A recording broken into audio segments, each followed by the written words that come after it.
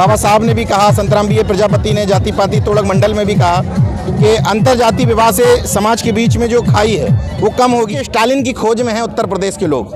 क्या बात। जो एमके स्टालिन बनने को तैयार हो जाएगा, जनता उसी के पीछे लग जाएगी। वैज्ञानिक दृष्टिकोण रखने वाले लोग हैं, ऐसे लोग हैं जो मानववादी लोग हैं। वैसे सारे लोगों का जमावड़ा यहाँ इकट्ठा हुआ। हम स्वागत करते हैं योगी आदित्यनाथ जी का कि आए और बौद्ध धर्म ग्रहण करें। अब आप बताइए कि कहाँ डर रह गया। जब तक आप एक बात क्लियर कट नहीं समझ लेंगे कि आप चाहे श्री कृष्ण मंदिर की बात करें, चाहे राम मंदिर की बात करें, फायदा बीजेपी को ही होगा। आपकी पिच पर, आपकी आरक्षण की पिच पर बीजेपी नहीं खेल पाएगी, लेकिन उसकी धार्मिक पिच पर आप पिट जाएंगे। आपको ये बात समझ में आ जाएगी। मंदिर की तरफ जाओगे, चाहे बाबा साहब का मंदिर हो, चाहे ललई का मंदिर हो, चाहे रामस्वरूप का मंदिर हो, चाहे उदा देवी पासी का मंदिर हो, मंदिर का रास्ता बीजेपी की तरफ ले ही जाएगा।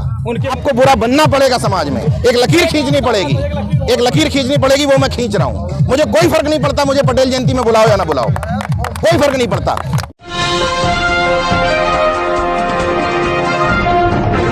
हमारे साथ आज है निधि पटेल, नेशनल जनता संपादक हैं। आए हैं आजमगढ़ में। आप डॉक्टर लक्ष्मण यादव की शादी की बधाई दे दीजिए। क्या कहेंगे आप यहाँ पर इनकी शादी के बारे में, क्या कहेंगे? शादी के बारे में जो विचार हम लोग लगातार मंचों से बोलते हैं, हम लोग जिस बात को बार बार प्रसारित करते हैं कि अंतर जाति विवाह एकमात्र तरीका है। बाबा साहब ने भी कहा, संतराम बी प्रजापति ने जाति पाति तोड़क मंडल में भी कहा कि अंतर जाति विवाह से समाज के बीच में जो खाई है वो कम होगी। तो लक्ष्मण भाई हमारे साथी हैं, मित्र हैं, मिशन के एक सिपाही हैं हम लोग। तो खुशी हुई हमें इस बात की कि उन्होंने अंतर जाति विवाह किया, और इसलिए हम सब लोग आए हैं कि एक वैचारिक शादी है।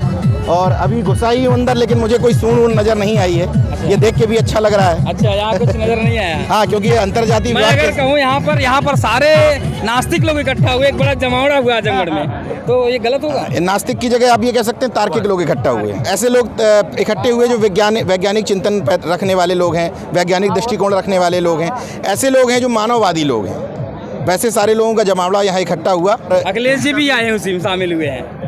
अखिलेश जी आए हैं। अब अखिलेश जी क्या समझ के, कितनी सोच समझ करके आए हैं, कितना उस चीज़ को आगे अडॉप्ट करेंगे, ये अलग बात है, लेकिन आए हैं तो अच्छी बात है। और जो विचारधारा हम लोग उनके चाहते हैं कि उनके माध्यम से जाए, उस विचारधारा को लेकर आगे बढ़ते हैं, तो बहुत स्वागत है उनका। जिस तरह से उत्तर पूर्वांचल में देखिए एक माहौल बदला हुआ है। पिछले 2 साल से कोविड ने रोक कर रखा था, उसके बाद फिर फ्लो हो रहा है। चाहे बनारस में देख लीजिए, आजमगढ़ देख लीजिए, जौनपुर देख लीजिए, बहुत सारे इसमें जो अपने तार्किक वाली बात कर लोगों कहीं वो लोग पैदा हो गए हैं। तो कहीं न कहीं सरकार को बदल सकते हैं क्या ये लोग? मैं अभी गोरखपुर से लौटा हूँ। लोगों के मन में एक तरह का खौफ पैदा है, लेकिन गोरखपुर में आज खुद योगी आदित्यनाथ जी मौजूद थे। उन्हीं के सीएम आवास से चंद कदम दूर, मंदिर से चंद कदम दूर जमावड़ा था बौद्धों का, और ठोक करके वहाँ मिशनरी बात हो रही थी। यहाँ तक कि सुमित्रा देहरा जी ने तो ये कह दिया कि हम उनकी घर वापसी कराने आए। हम स्वागत करते हैं योगी आदित्यनाथ जी का कि आए और बौद्ध धर्म ग्रहण करें। अब आप बताइए कि कहाँ डर रह गया है। इसका मतलब है कि जब गोरखपुर की धरती से ये आवाज़ हो सकती है, तो यानी कि आहट तो है ही है। बस इतना अंतर है कि एमके स्टालिन की खोज में है उत्तर प्रदेश के लोग। क्या बात। जो एमके स्टालिन बनने को तैयार हो जाएगा, जनता उसी के पीछे लग जाएगी। तो अखिलेश जी भी तो उसी रास्ते में निकल रहे हैं, धीरे धीरे निकले तो 2 कदम जाते हैं, 3 कदम पीछे जाते हैं। दिक्कत ये है कि 6 दिन फोटो सामाजिक न्याय की आती है, 7वें दिन कहीं ना कहीं चरणों में झुकी हुई आती है। वो 7वें दिन के लिए कन्फ्यूजन हो जाता है। जैसे हम लोग एक त्योहार आ जाता है, जैसे हम लोग ये मानते हैं कि हाँ ठीक है, राजनीति में बहुत सारी चीजें दिखावे के लिए करनी होती है, लेकिन जब राजनीतिक आपकी यात्राएं निकलना शुरू हो रही है, उसको आप सॉफ्ट हिंदुत्व कह रहे हैं। आप भी नेमी सारे और उन्हीं सारी जगह से कर रहे हैं। जब तक आप एक बात क्लियर कट नहीं समझ लेंगे कि आप चाहे श्री कृष्ण मंदिर की बात करें, चाहे राम मंदिर की बात करें, फायदा बीजेपी को ही होगा। जब आप मंडल की बात करेंगे, जब आप सामाजिक न्याय की बात करेंगे, तब आपकी पिच तैयार होगी। आपकी पिच पर, आपकी आरक्षण की पिच पर बीजेपी नहीं खेल पाएगी, लेकिन उसकी धार्मिक पिच पर आप पिट जाएंगे। आपको ये बात समझ में आ जाएगी तो बैतरणी से पार हो जाएंगे। नहीं समझ में आएगी तो डूब जाएंगे। वो भी तो कृष्ण के वंशज हैं, कैसे पिट जाएंगे? ललई हमारे पूर्वज थे, और अगर यहाँ पर आए हैं अखिलेश जी, तो उनको समझना चाहिए कि यहाँ ललई वाले लोग ज्यादा हैं। ये देखिए, ललई वाले हमारे जनवादी साथी हैं, श्री कृष्ण के वंशज हैं, उससे कोई तकलीफ नहीं है, लेकिन श्री कृष्ण के उस रूप को अपने ऊपर लेना है जो श्री कृष्ण असुर था, जो श्री कृष्ण जनता का पालन करने वाला था। उस स्वरूप को आप रखिए, कोई दिक्कत नहीं है। वो श्री कृष्ण जो पशुपालक से आते थे, कोई दिक्कत नहीं है, लेकिन तुम पूजने वाला श्री कृष्ण, मोरपंखी वाला श्री कृष्ण लोगे तो वो तो भाई बीजेपी को फायदा पहुंचाओगे। इसलिए क्योंकि नारा स्पष्ट समझ लीजिए कि अयोध्या तो झांकी है, मथुरा काशी बाकी है। तुम इतना मुद्दा उठाओगे, वो इतना उठाने को तैयार बैठे हैं। मंदिर की तरफ जाओगे, चाहे बाबा साहब का मंदिर हो, चाहे ललई का मंदिर हो, चाहे रामस्वरूप का मंदिर हो, चाहे उदा देवी पासी का मंदिर हो, मंदिर का रास्ता बीजेपी की तरफ ले ही जाएगा, उनके मुकाम पे ले जाएगा। एकदम स्पष्ट पिच है। उस पिच पर चलोगे, इतनी धुआंधार बैटिंग होगी तुम्हारे खिलाफ कि बाउंड्री के पार गेंद, और अपनी पिच तैयार करोगे सामाजिक न्याय की पिच, तो बीजेपी इतनी बुरी तरीके से पिटेगी जैसे कर्नाटक में पिटी। कांग्रेस जैसी पार्टी जिसको नागनाथ सातनाथ आप कह देते हैं, उसने कह दिया कि बजरंग दल बैन करेंगे, और सामने बजरंग बली आए लेकिन झुकी नहीं, नतीजा सामने है। सॉफ्ट हिंदुत्व तो क्या होता है? तो जब आदमी कहता है कि हमें जब उथला चाहिए तो निरहुआ ही ठीक है, इसी को चुन लेते हैं। आपको क्लियर कट, धर्मेंद्र यादव जब यहाँ से लड़ने आए तो 4-4, 5-5 मंदिर जो घूम रहे थे, तो आदमी ने कहा जब मंदिर वाला यादव चाहिए तो निरहुआ में क्या बुराई है? उनको यादव चाहिए था ललई वाला यादव, उनको चाहिए था आरक्षण में लड़ने वाला यादव, उनको ऐसा यादव चाहिए था जो सामाजिक न्याय पर बोले, लेटरल एंट्री पर बोले, और सीधे सीधे कमंडल के खिलाफ मंडल की लड़ाई शुरू कर दे। आप जैसे ही कंफ्यूज होते हैं, आदमी कहता है भूपेंद्र यादव में क्या बुराई है? जब ऐसे कंफ्यूजन चाहिए तो सत्ता के साथ ही चले जाओ भाई, क्या बुराई है? तो जितने पोकलैंड मशीन वाले हैं, जितने जेसीबी वाले हैं, भूपेंद्र यादव के साथ फोटो खिंचा रहे हैं। इस तरह से आप देखा जाए तो लक्ष्मण यादव के साथ मिलते, कभी कभी नीरज भाई पटेल, एक नवीन कुमार जी के साथ मिलते हैं, आप रावण के साथ मिलते हो, और कई लोग के साथ मिलते हो। तो जो धार्मिक लोग हैं, पटेल, ओबीसी बैकवर्ड, इनको ये आपसे क्या शिकायत करते हैं? जैसे हमारे घर में कोई शादी का कार्ड लेके आता है सूंड वाला, तो वो हमसे पूछता है क्या कि तुम्हारी सूंड में आस्था है कि नहीं? वैसे ही हम उससे क्यों पूछे कि भाई तुम्हारी किस में आस्था है कि नहीं? हमारी ललई में आस्था है, हमारी बाबा साहब में आस्था है, हमारी रामस्वरूप वर्मा जी में आस्था है, संतराम बीए प्रजापति में है, शिवदयाल चौरसिया में है, तो है। अब तुम्हारी तकलीफ की हम चिंता क्यों करें? बाकी तकलीफ तो होती है। जैसे जब आपके किसी काम से पाखंडियों को मिर्ची लगने लगे, समझ लो आप सही दिशा में चल रहे हैं। तो अगर हमारे किसी काम से मिर्ची लगती है हमारी अपनी जाति को, जब तक आप जाति के द्रोही नहीं बनेंगे, आप बहुजन समाज का काम नहीं कर सकते।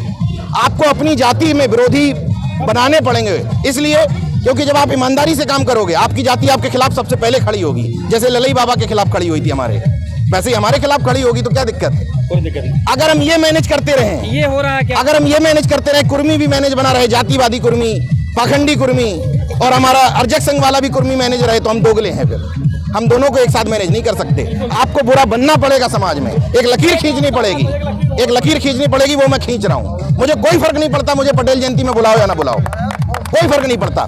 मेरे जिले में, ये मेरे जिले के हैं, मेरे जिले में मेरे खिलाफ में कुर्मियों ने फतवा जारी किया, नीरज पटेल को आज के बाद सरदार पटेल जयंती में नहीं बुलाना। इसके बाद आज मेरी क्या स्थिति है? संत गाड़े की जयंती में मुख्य अतिथि नीरज पटेल, बाबा साहब जयंती में मुख्य अतिथि नीरज पटेल, संतराम बीए प्रजापति जयंती मुख्य अतिथि नीरज पटेल, माता दीन मंगी जयंती में मुख्य अतिथि नीरज पटेल। तुम एक में ना बुलाओ यार, पूरा बहुजन समाज हमारे साथ खड़ा है, क्या फर्क पड़ता है? जिस तरह शादी इन्होंने किया है, देखा जाए तो अनुसूचित जाति में, तो ये न कहें यादव लोग कि हमारी शादी देखो राजभर गाँव हमारे रिश्तेदार है, हमारी शादी हुई है किसी दलित चमार बस्ती में हुई है, फलाने चमार हमारे रिश्तेदार हैं, यादव कुल करके, पटेल कुल करके, तो कितना बढ़िया होगा? ये क्या संदेश है? नहीं, इसमें थोड़ा सा एक फर्क है। इसमें लक्ष्मण भाई से भी मेरी बात हुई थी, थोड़ा सा एक फर्क है। हमें ये नहीं दिखाना है कि हमारी शादी कहीं और वैसे हुई है। ये तो सामंती सोच हो गई कि हम अगर एहसान दिखाएं, इस बात को समझिए। नहीं, मैं आपकी बात से बिल्कुल सहमत हूँ, लेकिन हमें इस बात का भी ध्यान रखना है कि हमारे इस दिखावे से किसी को तकलीफ भी ना होने पाए। हम ये कहें कि भाई बराबरी में हमारा रिश्ता जुड़ा है, क्या दिक्कत है इसमें? उसको उस भाव के साथ नहीं कि हमने किसी के साथ एहसान कर दिया है, इस भाव के साथ कि हमारे रिश्तेदार जुड़ गए हैं। मैं तो मंचों से कहता हूँ कि जिस दिन हम कहेंगे हमारे मौसा जी राजभर हैं, जिस दिन हम कहेंगे हमारे फूफा जी गौतम हैं, जिस दिन हम कहेंगे कि हमारे चाचा जी यादव हैं, उस दिन कोई जरूरत नहीं, संघ, आरएसएस, बीजेपी सब खत्म, सारे एजेंडे खत्म। यही अल्टीमेट सॉल्यूशन है। युवाओं को क्या संदेश देंगे? आप लोग, हम लोग तो शादी कर लिए हैं, मौका नहीं मिला, मन करता है कि एक मौका मिले तो कुछ करें, अब वो नहीं। मैं देखिए कोई बात थोपना नहीं चाहता, मैं सिर्फ इतना निवेदन करना चाहता हूँ युवाओं से। मैं जैसे कोई मेरे घर आता है लाल धागा बांध के, तो उससे पूछता हूँ कि पाखंड विरोधी हो या नहीं। अगर पाखंड विरोधी है तो कहता हूँ आइडेंटिटी कार्ड काट लो, पाखंड विरोधी नहीं है तो ना काटो। वैसे ही युवाओं से मेरा निवेदन है कि अगर सुबह से शाम तक माला जपते हो एक मानसिकता के विरोध की, एक जाति के विरोध की, तो फिर अंधविश्वास और पाखंड के खिलाफ खुल के आ जाओ। और अगर तुम कहते हो कि मैं इनका गुलाम हूँ, मुझे कोई दिक्कत नहीं। एक रमाकांत यादव ने धागा कटवाया है, आपने उन्होंने खबर चलाई है, आज बेचारे जेल में वो 3 महीने सजा हुई। कोई बात नहीं, हम आप भी जाएंगे कभी ना कभी, क्या दिक्कत है। जब किसी मिशन में आप बढ़ते हैं तो आपको एक चीज के लिए तैयार रहना पड़ता है। मैं 14 दिन की न्यायिक हिरासत के लिए हमेशा तैयार हूँ, क्योंकि रहना पड़ेगा ना यार तैयार। हम ये भी सोचते रहे कि इस तरफ का एक्सट्रीम सम्मान भी लेते रहें, हाई सम्मान भी मिलता रहे, हाई जाति भी ना छूटे, नुकसान भी ना हो। तो ऐसा तो नहीं हो सकता कि अच्छा ही सम्मान हमारे खाते में। ये सब लोग, आप लोग जो सम्मान दे रहे हैं ना विचारधारा की वजह से, तो ऐसा नहीं हो सकता कि सम्मान हमारे खाते में, जेल जाने के लिए भाई है हमारा। हम सम्मान ले रहे हैं तो हम ही जाएंगे ना। तो रमाकांत यादव जी को उन यादवों की नजर तरह नहीं देखा गया जिन्होंने लोगों का खून चूसा। रमाकांत यादव जी, मुझे खुशी है कि मेरा अग्रज दबंग की छवि में था, जो प्रजापति के साथ अन्याय होने पे खड़ा हो जाता था। इस आजमगढ़ की बात कर रहा हूँ, रमाकांत जी को कभी कोई नहीं कह पाया कि किसी कमजोर का प्लॉट कब्जा कर लिया या कुछ कर लिया कर। उनकी दबंगई दूसरे टाइप की थी, जो सामंतियों के खिलाफ थी। इसलिए रमाकांत जी का जेल जाना डिफरेंट है और अन्य किसी मुजरिम का जेल जाना में फर्क है। कोई दिक्कत नहीं, कुर्बानियां देने पड़ती हैं। जगदेव बाबू ने तक कुर्बानियां दी, जान की कुर्बानी दे दी। यहाँ तो क्या फर्क पड़ता है, थोड़ी बहुत दिन के लिए जेल ही गए हैं, लेकिन लोगों के दिलों में है, इस बात का अंतर है। बिल्कुल, हमने उनके चक्कर में पूरे आजमगढ़ से बनारस तक पैदल यात्रा निकलवाई थी लोगों से, जन जागरण के लिए। रमाकांत यादव किए क्या है लोगों के लिए, किस मुद्दे में गए हैं, किस केस में गए हैं। मैं संवैधानिक व्यक्ति हूँ, मैं कोर्ट की मर्यादा को तोड़ते हुए न्यायिक प्रक्रिया में नहीं आना चाहता। लेकिन मैं ये कहता हूँ कि निश्चित तौर पर जो उनका स्वभाव था, न दबने वाला, रीढ़ की हड्डी उनकी सीधी थी, वो एक बड़ी वजह है कि आज उनको जेल भेजकर उनके लोगों का मनोबल तोड़ने की कोशिश की गई है। एक सवाल और है, आप 24 की जो राजनीति हो रही है, सही बताइएगा पत्रकारिता की दृष्टि से देख के, ना कि राजनीतिक तौर पे, क्या माहौल बन रहा है सर? क्या बीजेपी जा सकती है, या विपक्ष एक पलड़े में सब खड़े हो जाएंगे या नहीं? साथ मिलना, प्रेस कॉन्फ्रेंस करने से माहौल बन रहा है, सिर्फ माहौल।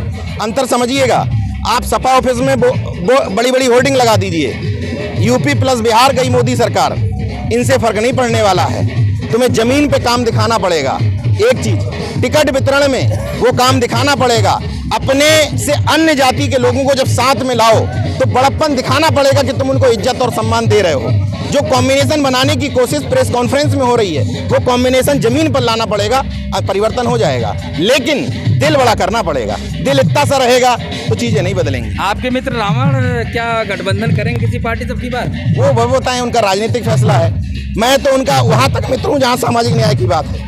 पॉलिटिकल एंगल पर वो उनकी पार्टी जाने कि वो किससे क्या करेंगे, इसमें मेरा कोई हस्तक्षेप नहीं है। हाँ, यहाँ पर मेरा हस्तक्षेप होता है, किसी के साथ नाइंसाफी हो रही है तो हम लोग आपस में बात करते हैं कि वहाँ पहुँचना चाहिए। राजनीतिक एंगल से वो क्या कर रहे हैं वो जाने, उसमें मेरा कोई हस्तक्षेप नहीं। बलिया में नहीं गए रावण जी, वहाँ पर हेमंत यादव की हत्या हुई थी, सामंतियों ने कुछ के मार डाला उनको, वहाँ जाना चाहिए था। हाँ, बिल्कुल जाना चाहिए था। मैं हमेशा इस बात का पक्षधर हूँ, पहलू छूट गया, बहुत बड़ा पहलू। मैं हमेशा इस बात का पक्षधर हूँ कि आप अपनी जाति की किसी घटना में भले ही ना पहुँच पाए, लेकिन आपको ये ध्यान रखना है कि अन्य जो लोग हैं तभी आपस में कॉम्बिनेशन और जुड़ाव वो ठीक हो पाएगा। और इन चीज़ों को संसाधन बढ़ाते हुए दूरी करना भी चाहिए। चलिए, बहुत अच्छा मुलाकात हुई। हमारे साथ हैं निर्जय पटेल, नेशनल संपादक हैं। फिर दोबारा किसी मुद्दों की चर्चा होगी, तब तक के लिए नमस्कार।